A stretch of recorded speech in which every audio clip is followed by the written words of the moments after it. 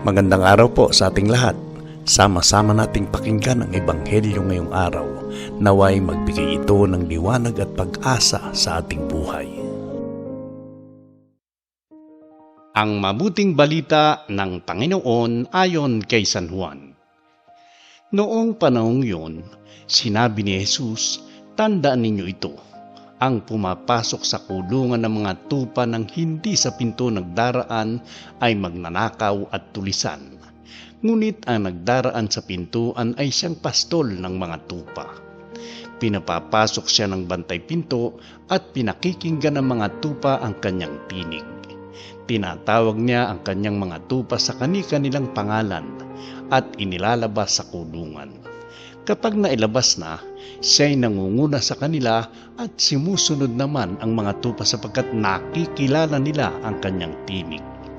Hindi sila sumusunod sa iba, bagkus pangay patakbong lumalayo sapagkat hindi nila nakikilala ang kanyang tinig." Sinabi ni Jesus ang talinghagang ito, ngunit hindi nila naunawaan ang ibig niyang sabihin. Kaya't muling sinabi ni Jesus, "Tandaan ninyo, ako ang pintuang dinaraanan ng mga tupa. Ang mga nauna sa akin ay mga magnanakaw at mga tulisan, ngunit hindi sila pinakinggan ng mga tupa. Ako ang pintuan.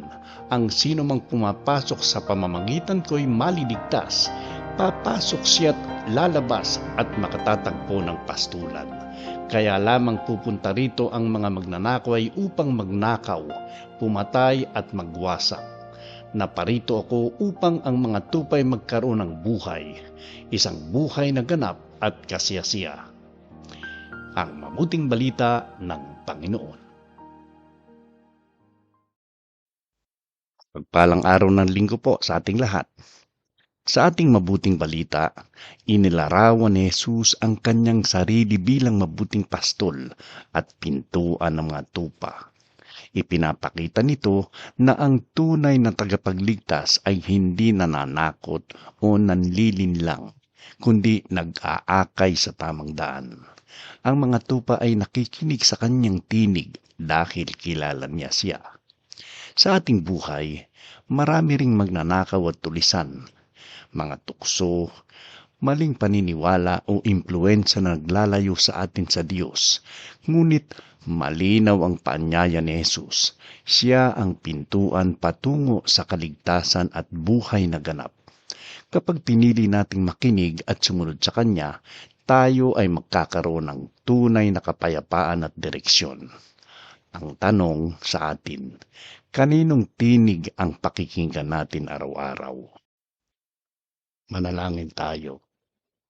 Panginoong Jesus, Ikaw ang mabuting pastol na gumagabay sa akin. Tulungan mo akong makilala ang iyong tinig sa gitna ng ingay ng mundo. Ilayo mo ako sa mga bagay na naglalayo sa akin sa iyo. Bigyan mo ako ng pusong handang sumunod at magtiwala sa iyong paggabay. Salamat sa pangakong buhay na ganap na iyong iniaalok. Amen. Ang mensahe ng ating ebanghelyo ay paalala na may isang pastol na tunay na nagmamalasakit sa atin. Sa kanya natin matatagpuan ang seguridad, direksyon at buhay na may kabuluhan. Naway piliin nating makinig sa kanyang tinig at lumakad sa kanyang landas araw-araw.